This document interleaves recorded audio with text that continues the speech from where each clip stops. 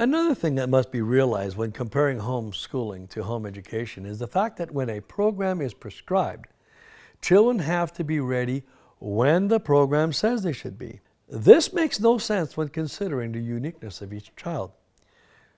When home educating, the teaching of skills happens when the child is ready. In fact, if you provide constant opportunity and encouragement, when they are ready, you will be there where you should be at the right time. To make children do what they are not ready to do is a form of academic child abuse. Let me tell you an interesting story about child readiness. Years ago, there was a little fellow whose mother had adopted 2 children later in her life. She didn't know us at all, just basically ended up with Education Limited because she had heard of us through a friend. During my initial facilitation visit, as I was sitting there talking to the mom, this little fellow ran by. Realizing that this youngster was a student I was facilitating, I asked the mother if she thought the child was ready. She replied with, "Oh no, but he's 6 years old, so he has to start. Doesn't he?" To which I responded, "Says who?" "Says the school board," she replied. So I told her that I had good news for her, that I represented the school board and that I was telling her not to do anything formal for now. I also pointed out that she could seriously damage this child if you start him now when he is obviously not ready. Keep in mind that if a person has only ever experienced school, the school begins formal training at 6 years of age, then that is what she naturally expects and the example she follows. So I told her, "Trust me," and she decided not to start formal teaching at that time. Returning in the spring, I asked what she had done, and when she replied with nothing, I was delighted. I came back the next fall, and it was obvious that he was still not ready.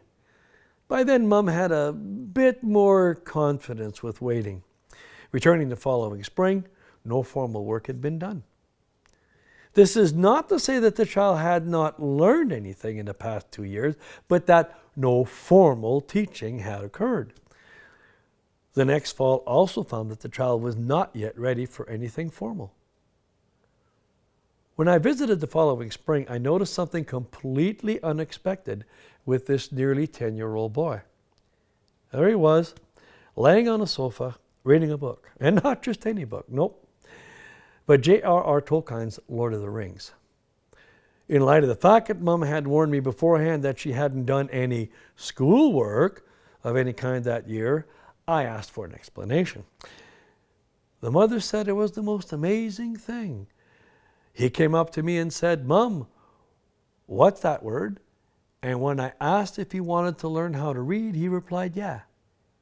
The mother said that in a very short time he was reading novels. A few years later, we had this young fellow do skills assessment tests, which we no longer do because they're useless. But he scored in the 99th percentile. This means essentially that there's hardly a child his age in Canada smarter than him. Quite a thing considering that he only started to read when he was 10. The rest of the story is just as interesting. By the time he was approaching 14, it looked like he would be ready for college. Unfortunately, the family then moved out of the country and we lost touch, but I would venture to guess that this student did just fine in life. Now, does this story teach us anything? Yes, it does. In this particular case, the boy was a late blooming academic learner. Sometimes children are just more mechanical or artistic, or just not ready for some things that others are. We should avoid doing things that do not fit the child. Ever notice that God gave children to parents and not to institutions? Perhaps this is why children do so much more outside the institution and in much less time. Not only do schools not take individual readiness into account, but they make a very long journey of a short path. Does it really take 12 years to complete a formal education? Well, in school maybe. But considering that the 3 years of junior high school is a waste of time, And if we exaggerate by assuming that the students are actively productive and learning within the classroom for half of the time, it is not hard to comprehend how a child could start at 10 and be ready for post-secondary stage by age 14, 15, 16. Start the child at 10 and graduate them at 16. We've seen it done time and time again, as long as we stay away from playing school. Seriously, we discourage parents from starting before children are ready because nothing is accomplished other than tears and frustration, not to mention the potential development of bad attitudes. Furthermore, boring them with busy work does not accomplish anything positive either. At Education Unlimited, we encourage the development of the individual child in keeping with his or her gifting, strengths, interests, failings, shortcomings, and of course, readiness and abilities. The unique characteristics of each child demand that we do not push or hold back or compare, for there is no other child like that child.